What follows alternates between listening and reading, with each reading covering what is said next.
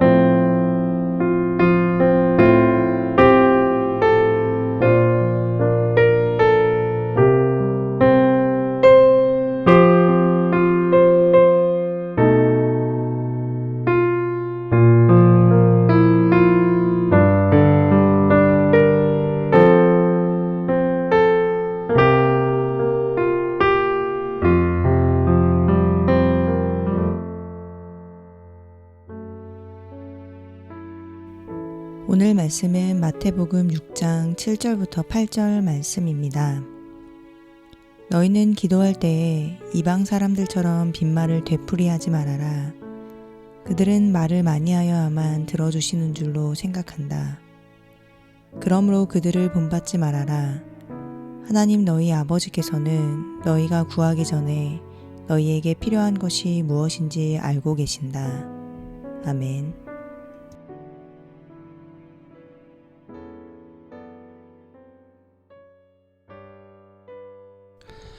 오늘은 대화에 대하여 잠시 나누어 보고 함께 묵상을 해보려고 합니다.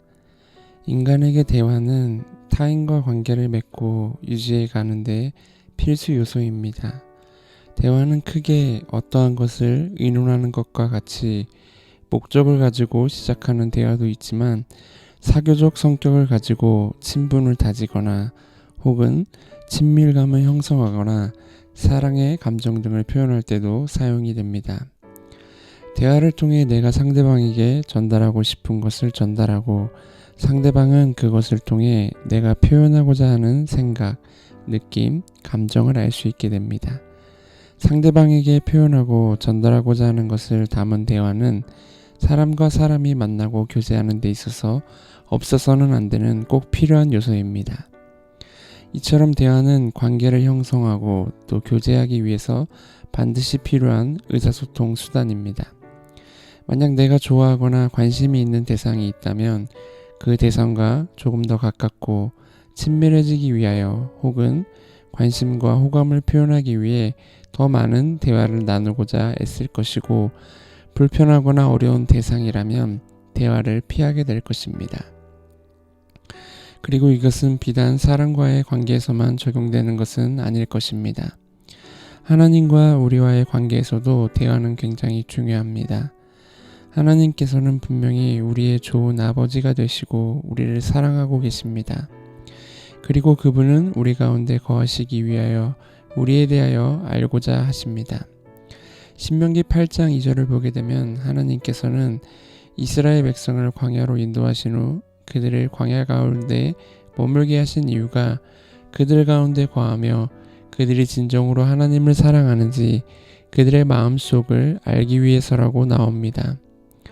이와 같이 하나님께서는 우리의 마음을 알고자 우리가 하나님을 어떻게 인식하고 받아들이고 있는지 우리가 하나님을 얼마나 사랑하고 신뢰하는지를 알기 위해 우리와 진지하게 대화하기를 원하고 계십니다. 나라는 존재에 대하여 알기 위하여 하나님께서는 스스로 자기를 낮추시고 우리에 대해 알기 위하여 우리 안에 우리 가운데 거하고 계십니다.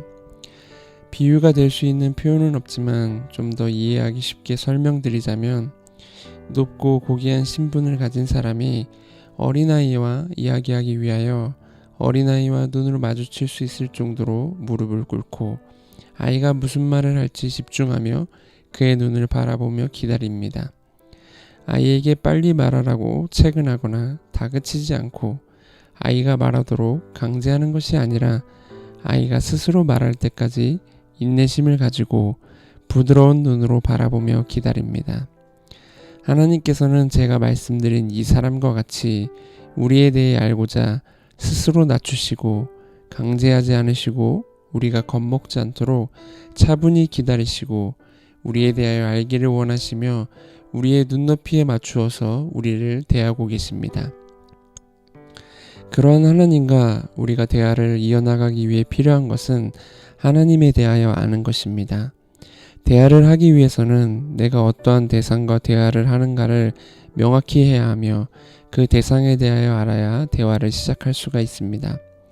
오늘 우리가 읽은 말씀 앞부분에서도 대화의 대상을 명확히 할 것을 이야기하고 있습니다. 우리가 대화를 하고자 하는 분은 하나님이십니다. 그리고 대화의 대상이신 이 하나님께서는 우리의 아버지가 되십니다. 마태복음 7장 7절에서 12절을 보게 되면 하나님께서는 이미 아버지의 마음을 가지고 있음을 알 수가 있습니다. 아버지의 마음으로 자녀들이 아버지를 어떻게 생각하는지 그리고 아버지를 얼마나 이해하고 신뢰하는지를 듣고자 아버지의 마음으로 자식이 하는 모든 이야기를 들을 준비를 하고 우리와 대화하고 이야기를 나누고 싶어 하고 계십니다. 그런데 문제는 우리가 아버지에 대하여 오해하거나 잘못 알고 있어 아버지와 대화가 제대로 이어지지 못한다는 사실입니다. 오늘 말씀에서는 이방인들이 등장하고 있습니다. 이방인들은 하나님에 대해 어떠한 분인지 정확히 몰랐습니다. 그렇기 때문에 이방의 신들에게 했던 것처럼 공을 들이고 정성을 다했을 때 무언가 대가가 주어질 것이라고 여긴 것입니다. 하지만 하나님은 우리와 기브앤테이크의 조건 관계가 아니라 참된 사랑과 또 관심으로 자식에 대해 알아가고 그 자식의 마음과 생각을 알아가고자 하는 인격적인 분이십니다. 하나님과의 대화의 시작은 하나님께서 우리 아버지가 되시며 또 그분은 우리를 사랑하시고 우리와 함께 거하기를 원하시는 인격적인 참 신이라는 사실을 아는 것부터가 시작입니다. 그렇기 때문에 오늘 말씀 8절에서 필요한 것을 알고 있다고 말하는 것입니다. 사랑하는 자녀를 향해 관심을 가지고 자녀의 눈을 바라보고 그 자녀의 몸짓 하나하나 그리고 자녀의 모든 말과 행동을 지켜보고 자녀에게 좋은 것을 주려고 하시기 때문에 우리의 필요를 미리 다 알고 계신 것입니다. 이미 하나님께서는 아버지의 마음으로 너가 필요한 것은 다 알고 있으니 필요한 것을 말하는 대화도 좋지만 다른 대화도 해보자는 것입니다. 그리고 그 대화는 이러한 것입니다. 지금 아버지께서는 자녀를 사랑하고 그 사랑을 계속적으로 표현하고 있습니다. 사랑하는 자녀야, 나는 너를 사랑한다. 아버지의 사랑에 대한 이 자녀의 마음과 생각을 알기를 원하고 계십니다. 이것은 마치 부모가 어린 자녀를 넓은 품으로 안아주고 사랑으로 표현할 때 나를 안고 있는 그 품과 부모님의 사랑이 너무 좋아서 엄마와 아빠가 최고라고 또 좋다고 사랑한다고 그 마음을 표현하는 것처럼 부모의 사랑의 표현에 나는 지금 어떠한 마음인가를 알려주기를 바라고 계신 것입니다. 하나님이 누구신지 알고 또 그분의 참된 사랑을 알고 그 사랑 안에서 그분을 온전히 신뢰하며 하나님의 마음과 또 뜻에 내 마음과 뜻을 화합하는 것이 하나님과 우리의 참된 대화이고 교제가 되는 것입니다. 하지만 우리들은 그러한 대화보다는 내가 하고 싶은 말을 더 많이 하게 됩니다. 내가 필요한 것들을 말하는 것이 더 익숙하기 때문입니다. 아버지인 하나님께서 우리에 대하여 더 잘 알고 필요한 모든 것을 아시지만 나의 말을 하는 것이 더 익숙하기 때문에 내가 필요하고 내가 원하는 것을 구하게 됩니다. 하지만 야고보서 4장 3절에 구하여도 얻지 못하는 것은 자기가 쾌락을 누리는 데에 쓰려고 잘못 구하기 때문이라고 나옵니다. 내가 원하고 내가 필요한 것들을 얻기 위해서 하나님을 움직이고 조종하려고 드는 것은 우상숭배와 다를 바가 없습니다. 내 뜻과 내가 원하는 것을 얻기 위해 아무리 많은 말과 또 아부와 같은 말을 하고 공로를 쌓고자 하는 것은 아버지 하나님의 뜻과는 전혀 정반대의 행동입니다. 아버지와의 대화를 통해 얻어지는 풍성한 복은 자녀를 사랑하는 아버지의 조건 없는 사랑과 은혜로 주어지는 것이지 공로나 공덕에 대한 대가가 아니기 때문입니다. 아버지는 조건 없는 사랑으로 우리를 사랑하시고 그 사랑을 누리고 그 사랑 가운데서 아버지에 대한 이 사랑을 표현하며 아버지의 마음과 또 뜻에 내 마음과 뜻이 점차적으로 화합하는 대화를 하기를 원하시지 일방적이고 조건적인 대화를 하나님은 원하지 않습니다. 그러나 우리들은 내가 하고 싶은 말을 일방적으로 쏟아내고는 합니다. 우리도 대화를 해보아서 알지만 대화는 어느 한쪽이 일방적으로 하고 한쪽은 듣기만 하는 것은 상대방을 배려하는 것이 아닙니다. 만약 나에게 어떠한 사람이 말을 하는데 자기 자신이 하고 싶은 말을 끊임없이 일방적으로 쏟아내기만 한다면 어떻겠습니까? 굉장히 피곤하고 빨리 이 대화가 끝나기만을 바랄 것입니다. 그런데 하나님과 나의 대화가 이러한 관계라면 어떠하겠습니까? 아버지 하나님은 그래, 내가 이미 다 알고 있단다 하고 계시는데 내가 하고 싶은 말, 그것도 나의 정욕과 욕망을 위해서 필요한 것들을 끊임없이 나열하고 또 그것을 어떻게 해서든지 얻어내고자 주문처럼 외우며 일방적으로 쏟아냈을 때 그것을 듣는 아버지의 마음은 어떠할까요? 그런데 아버지께서는 정말로 우리를 사랑하십니다. 사람이라면 그렇게 끊임없이 일방적으로 쏟아내는 그 이야기를 정말 듣기 싫고 정말 귀를 막아버리고 싶을 텐데 하나님께서는 그럼에도 여전히 우리와 눈을 마주치시고 우리의 입만을 바라보고 계십니다. 자녀인 우리들의 입에서 아버지에 대한 마음을 표현하고 정말 아버지와 친밀하고 가깝게 지내고 싶다는 그 말을 하기까지 여전히 같은 자리에서 우리와 같은 눈높이를 맞추시고 기다리고 계십니다.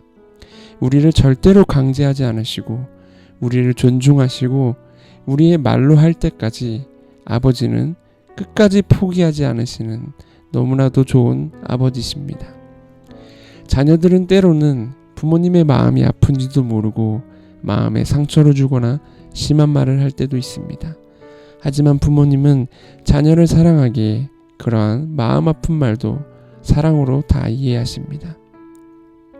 우리 하늘 아버지께서는 그보다도 더 넓은 사랑으로 그 어떠한 잘못도 이해하십니다.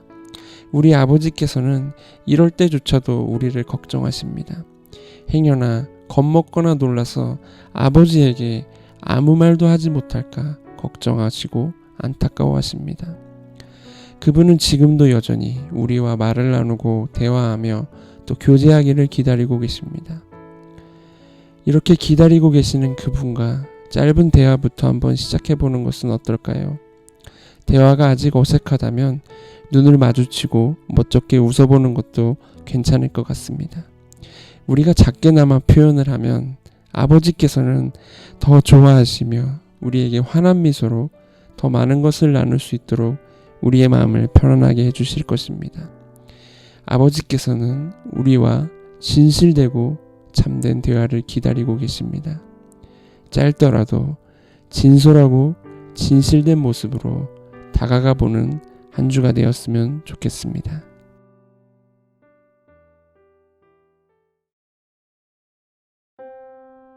오늘 말씀을 생각하시면서 함께 기도하시겠습니다. 우리와 대화하고 우리의 마음을 알고 싶어 하시는 아버지 하나님과 더 친밀하게 더 많은 대화를 나눌 수 있도록 도와달라고 함께 기도합시다.